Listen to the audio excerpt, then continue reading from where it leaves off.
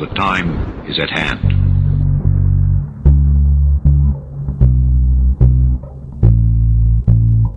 From the land of crackheads and honey, this is In Dark Places. My name is Junebug Fugit. I'll be your tour guide. Are you about done with your Christmas shopping? Are you a Grinch? What's your story? We'd love to hear from you. Send an email to indarkplacespod@hotmail.com. You know, we like your scary stories too. If you get some of those, send us along. But I'm about 40% done with my Christmas shopping. It's not good. I'm running out of time. And since it's almost Christmas time, I've got some ghost stories for you. Huh?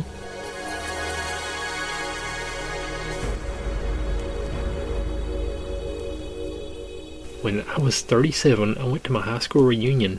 I flew into the nearest airport and rented a car. The distance was about 35 miles through a very rural and almost abandoned part of the country. About 3 miles outside of town, I see someone on the side of the road, flagging me down. Up in the north woods, no one ever leaves someone stranded. It turns out that it was one of the guys that I had attended school with. I will call him Jim. Jim gets in the car and we start talking. I had not seen him in 20 years, but he still looked the same, maybe a little older. We get into town, and I ask him if he wants to come to the VFW, whatever that is, and have a drink. A bar, maybe? I don't know. He says, no, just take me home. Jim's parents have lived only a few blocks from my grandmother's house, and I turned in that direction, but he said to take him to a part of town that was really on the outskirts, up by the fairgrounds and the cemetery. There was a mobile home park out there, and I figured that's where he lived. When we reached the end of the turnoff, he said, just drop me off here. It was good to see you again. And he walks off into the night. I go to the VFW, met some of my old classmates, and we start to talk. Now please understand, I have never done drugs, nor do I drink more than soda pop. I was stone cold sober, tired after about a 13-hour flight that had included a 3-hour layover, but sober. As we were talking about who's coming to the reunion, I mentioned that I had just picked up Jim 3 miles east of town and had dropped him off by the fairgrounds. Everyone gets real quiet. Even a guy singing karaoke stops and lays down the mic. My cousin goes white as a new cotton shirt. Barb, Jim died on that curve 8 years ago. Rolled his car over. We were at his funeral. I start to feel really dizzy. I go out to the car and take some deep breaths and decide whether or not I am sane. There on the seat is the local newspaper printed 8 years previous, containing Jim's obituary.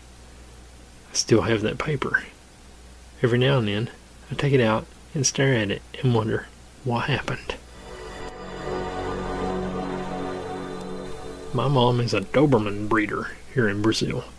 Like, she chooses, trains, breeds, and sells dogs for a living. And she is good too. Anyway, she had this dog called Hauser, who died in 1998 or something like that.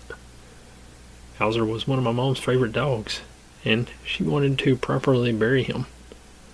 She took him to a country house we had, kind of like a farm, in Santa Isabel. We lived in Sao Paulo, and buried him there.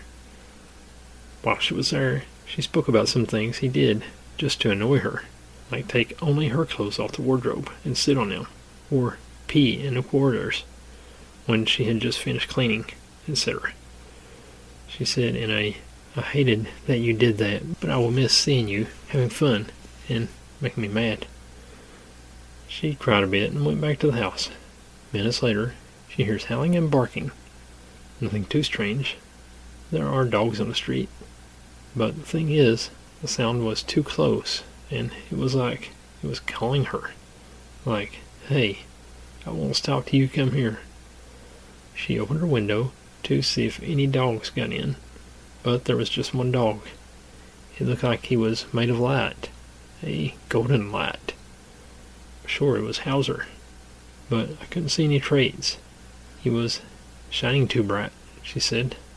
My dad was with her in that day, and he confirms it, despite being a firm skeptic. He was barking to her and waving his tail, making circles and calling her to play with her.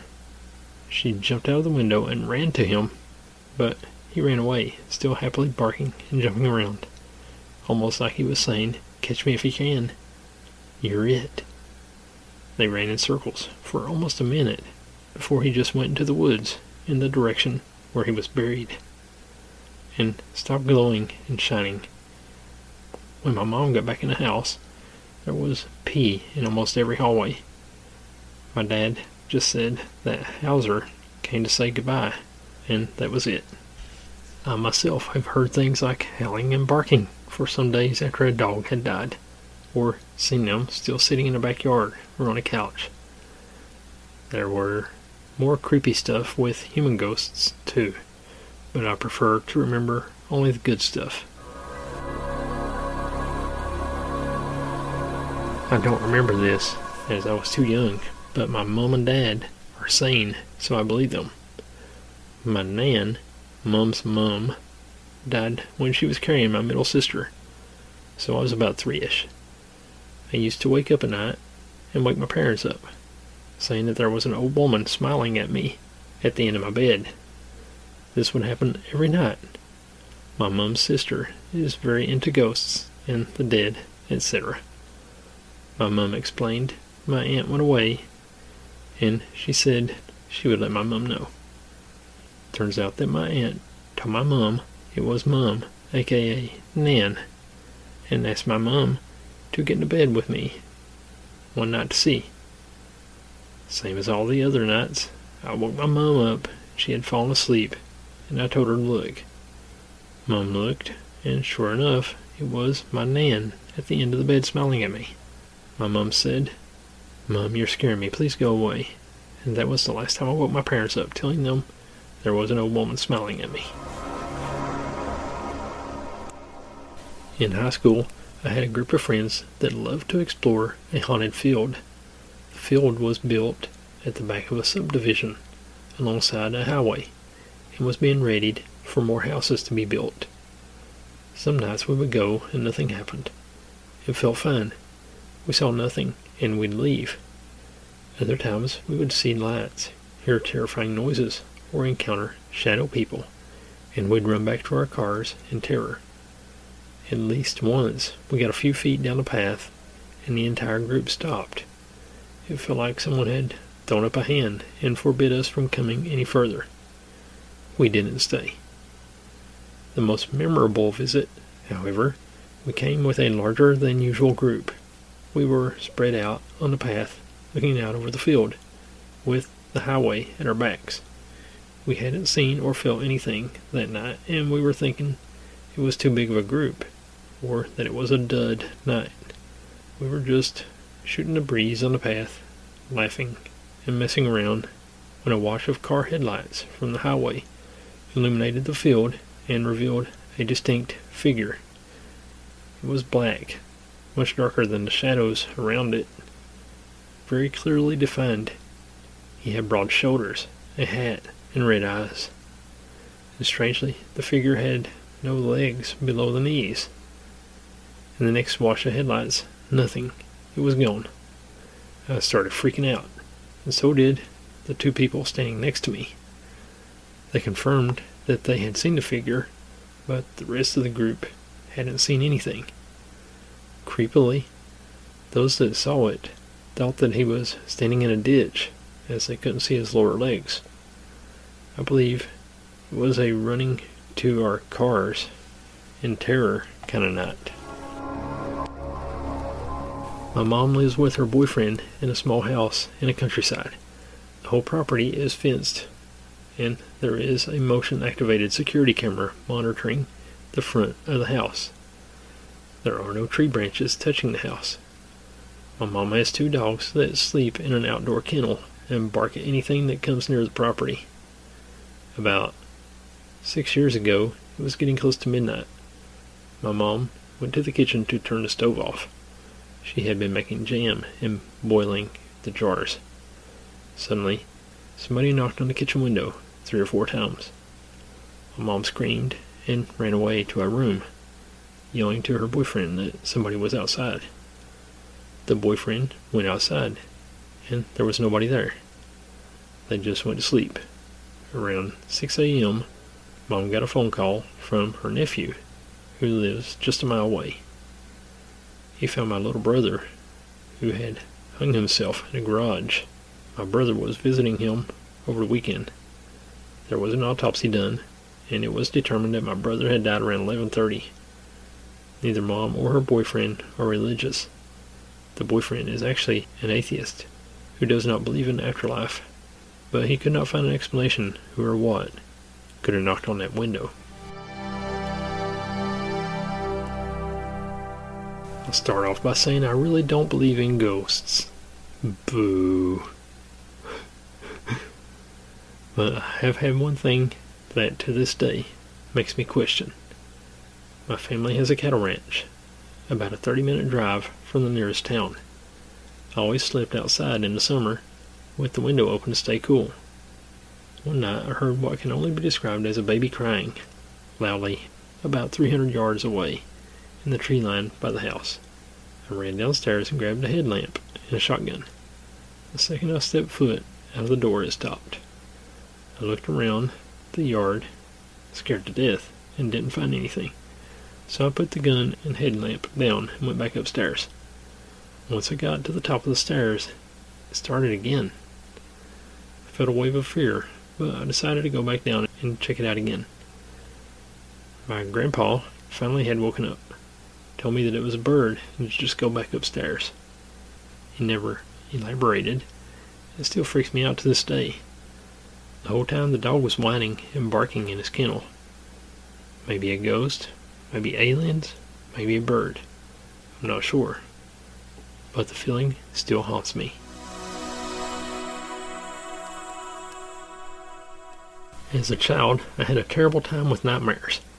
I would dream some of the most horrific things: brutal, torturous killings, disembowelment, being choked to death with barbed wire, being burned alive. I would sometimes wake up, sometimes in a state of demon on my chest, sleep paralysis, screaming bloody murder. I was almost 10 years old when my parents had to forbid me from their room at night because I was so terrified of my room. So when I would see things in my bedroom, it was typically a dark figure lurking in the corner of my room. This was something my family brushed off. I was simply afraid of the dark, afraid of my own dreams, had watched too many scary movies, etc. But there was always something that I would often see, though she was far less sinister. I had experiences time and time again over the course of the years I lived at home, where I would be leaving my bedroom, and out of the corner of my eye I would see a figure in all white moving from the adjacent room into the neighboring room. It was under the same circumstance, me walking out of my bedroom, and it was almost the same thing, a female in all white moving from the living room to the kitchen. Every single time I would think it was my mom or my sister, and I would call out to it, asking where they were going, telling them good morning, etc. There were times when I would talk to this thing, attempt to catch up with it in the next room, and would soon find I was home alone. I told my mother about this, who swore up and down that I was just seeing things. Flash forward to high school.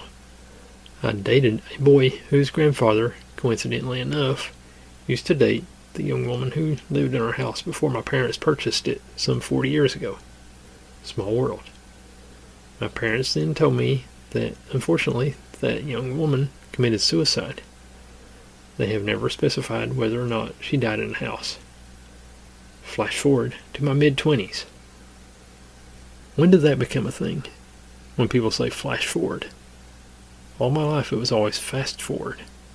I guess, like, with technology and stuff, you don't really fast forward a tape anymore. So it's just flash forward. I don't know. Seems kind of dumb to me. But anyway, flash forward to my mid-20s. I was visiting my parents when my mom told me rather abruptly that the lady in the white dress came back today. Not understanding who she was referring to, I asked for clarification. You know, the lady in white we used to always see around here. The ghost? I hadn't seen her in years, but I saw her today while I was in the garden. Normally she's always in the living room or kitchen, but she was outside today. I was dumbfounded. I told her, "Is this the same woman you told me didn't exist?" She swore up and down that she simply didn't want to frighten me, that I'd had enough trouble with nightmares as it was. She reassured me that this white lady was not threatening at all, that whenever she would see her over the years, there were never any feelings of malice or intended harm. Almost 35 years old, and have not had but a fraction of the terrible nightmares, episodes of sleep paralysis or paranormal-like encounters that I did living in that house as a child/teenager. I moved out when I was 19, and that is roughly the time that my experiences stopped. I also stopped getting daily headaches and migraines, which, looking back, is quite peculiar to me. I don't have any big stories, but a lot of little ones, and sorry if none of these are what you were looking for or interested in, but I wanted to get some of these off my chest. I woke up to my wireless earbuds this morning, turning in and connecting to my phone. It yells at you whenever it's turning on or off, and when it's connecting to your device, so I keep them off me, nowhere near my ears when I go to use them. One day I was sitting on my floor wrapping presents when my Beppis bottle landed next to me when it was on top of my dresser, about 3 feet above me, when I knew it was standing perfectly still and index away from the edge. I was sitting about a foot away from my dresser, and it was at an angle to where I could not have bumped it. Number 3. I heard a child say my name when I was in my bedroom. I am the youngest sibling, and I'm an adult. 4. I heard someone scream in a bedroom hallway. My sister was home with me. I know it wasn't her because she ran out asking if I was okay when I went to go ask her the same thing. Number 5. I heard the same scream at church the following week. Number 6. Saw a shadow figure of a child run from my sister's bedside, and when I woke up one morning. About 7 years ago, I thought I saw someone walk across the street at night. The truck was coming in fast, and they were going to hit the person. Once the truck's headlights hit the person, they just faded from the stomach out. It sends chills down my spine every time I think about it. I was using the restroom at school, and there's no one in there when I walk in. When I come out of the stall, there still isn't anyone in there, and I didn't hear anyone come in the restroom. So I'm washing my hands, and I hear someone sigh to my right. I look to my right, and there's no one there. I didn't think much of it. I continued washing my hands, and I feel someone tap my left shoulder. I turned around and looked, and there was still no one there, and I didn't hear any footsteps leave. I checked the entire bathroom, and no one was there. I left and went on with my day. One day I was in the car with a friend, and we're on a busier road. I see a man walking across the middle of the street, and my friend continues driving. I saw something panicking, because I think my friend is going to run into this guy in the middle of the street, but we drove through him. And when I looked behind the car, there was no one there. My friend never saw him. About 10 years ago, my friend/colleague brought his ghost scanner radio thing to work, as the factory is built on an old hospital site. We went into the cold dark stores round the back where you can always get a weird feeling, and the scanner made a mad, deathly groaning sound. Everyone freaked out. It was great. While working the night shift at the same place, things would fall off the shelves all the time. It didn't bother me as much as it did others, so I got some laughs out of others' freakouts. This sounds so cliche, but I promise I almost pooped my pants this night. I went with my boyfriend, now ex, to a consignment/thrift shop to look at old video games, movies, comics, etc. They had this back section where they had a bunch of random little knickknacks on a bottom shelf. There were these 3 porcelain dolls priced at $15 to $20, but one of them was $2. The lady said it was priced so low because the doll had sat on the shelf for a really long time, and she just wanted to get rid of it. I didn't believe in that creepy stuff at the time, so I was like, hey, score. So later on that night, I'm in my house and I put the doll on the foot of my bed and I got ready for bed. I was in my bathroom that connected to my room. I leave my bathroom and the doll's gone. This already gave me the creeps, and I looked seriously everywhere in my room, but no doll. I brushed it off as I probably misplaced it and laid it in my bed. It was about 10:30 at night, and I started hearing children laugh and hounds barking outside. I looked outside, and as you can guess, there was no one there. This went on for about 2 or 3 minutes. I looked to the window one more time, and the noise stopped. When I looked back away from the window, and what's sitting right in front of me? Yup, the missing doll. I got out of my house as quick as I could and stayed at my boyfriend's house that night. Biggest nope of my life. At this time I was around 7 or 8 years old, and my bedroom door was open. My mom had just left for work, and I was laying in my bed not knowing what to do. Suddenly I saw something moving by the door, so I looked to see what it was. All I see is the shape of a fairly skinny guy with big glowing red eyes just floating there. I thought I saw it coming toward me, so I pulled my blanket over my head and closed my eyes. After a few seconds I took the blanket off and looked to see if anything was there, but there was nothing.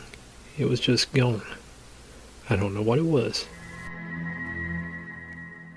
My dad was going to sleep when he felt something in the room. He looked to the end of his bed and saw a dark figure. He started freaking out and yelling for me, who was in the room beside him. I heard thumping, like footsteps, running around in his room. When I came in and hit the lights, the thing vanished, but stuff had been thrown off his dresser and nightstand, while my dad laid in bed, shook to his core. Not the only time I've seen or heard weird things in my house. I see yellow eyes in my room, hear footsteps, or doors close when no one's home. Weird stuff, but nothing crazy enough for making me want to move yet. My grandparents' house has a ghost that the family calls George. They moved into the house in the 1950s and completely gutted it and repaired it. Sometime in the early 60s, when my aunt was born, they started to notice a door that would be open in the morning, even though it was closed and latched when they went to bed. Even now the door will sometimes come unlatched, swing open and then close most of the way again. Our best guess is that there is some expansion/contraction happening in the wall, load bearing, that causes it to unlatch. Even still though, anytime it happens, everyone says hello to George. I went home for lunch when I was like 10. At least it was a couple years ago. I came home and had some spare time, so I went to the couch, and we have a mantle, so I put stuff up there. It was a picture of my sister, and it was big, so I was sitting there watching TV, and then boom, a picture of my sister came flying at me. It was forwarded. It was straight up like it was supposed to be, and I got up and ran to my sisters. They were in the dining room, and I told them what happened, and they heard it. After like 2 minutes, or just WTF just happened, we walk up to it, and it was straight up right at my feet where I was sitting. I was freaked out. There was a dent in it on the side, like someone or something was holding it there. And we looked at the mantle, and there was stuff in front of it. So if it fell, it would not even be close to me, because everything in front of it would have fell too. It was really scary. Remember I had in my old house where you just walk in and no matter what, something would be off. sometimes the smell of rotting meat and maggots. Those two were probably mundane and linked. Sometimes an old man's face in an empty closet and an old woman in a mirror. A hunched over, praying white figure, like an inverted shadow man, but muscular. Quite often, hands dragging themselves behind impossible surfaces. It was a weird room, and I avoided it after one time where I walked in and my throat started burning. This is my mom's story, and I believe it because of how shaken she was. We were living in a farmhouse in Virginia. It was at least 9 years old, and one night she was in the bed. She said she woke up to noise rustling at the end of the bed, and when she rolled over to check it out, she was met by a wide, hairy monster that said in a deep, menacing voice, "Get out of here." And lo and behold, she came, woke me up, and we packed in an apartment for the next 2.5 years, and then moved states for different reasons. She still gets chills talking about it.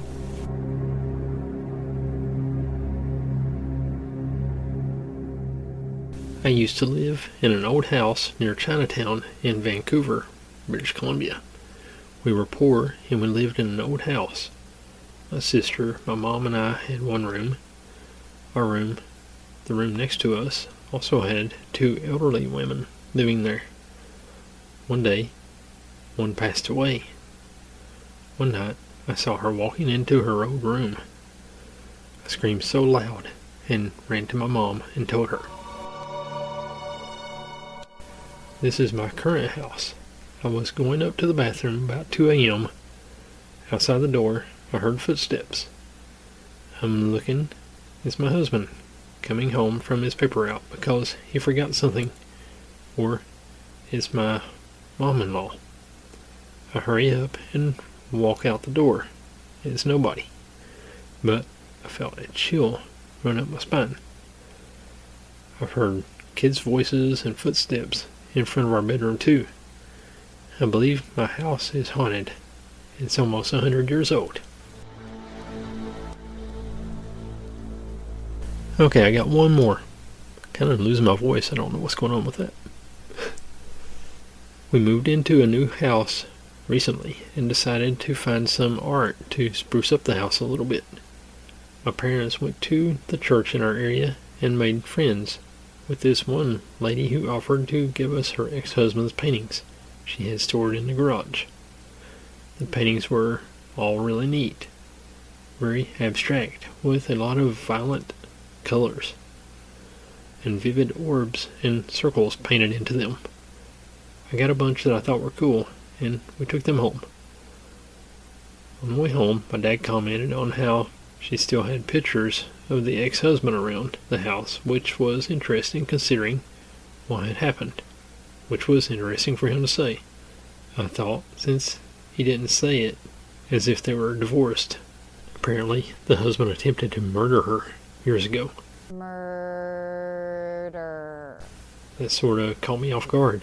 But what happened was that a while back, after dealing with a lot of headaches, memory issues, a growing amount of anger issues, and general delirium, he eventually just snapped and tried stabbing her to death in the name of God or something, about how he had been whispering to him, just general crazy type stuff.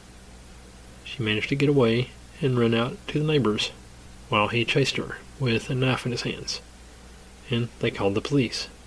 What they learned when he was in jail was that he had some kind of brain tumor, I think, or something that was killing him.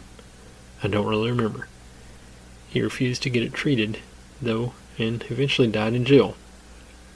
And I think the fact he was mentally ill kept her from holding any grudges, like that version of him was a different person. But I have his paintings hanging all around my house, and it's really interesting. As far as I know, he made them before he went insane, and even painted a few of them alongside his daughter. They're really cool though, just raw and sort of messy art. I haven't had any hauntings that I'm aware of, besides my cat freaking out and hissing at empty rooms. But I like saying I have cursed art in my house, and it's an interesting story, so I figured I would share. Well, now, that's not a ghost story. So we're going to go to our judges on that one. Well, that's about all the stories I got for you. Hope you enjoyed those spooky ghost stories. Thanks for listening. I really appreciate you. I'll be back here next week with our annual UFOs of Christmas Past. This will be the 5th year of that. How insane is that? So yeah, stay tuned for that. It's going to be fun. Thanks for listening, and God bless.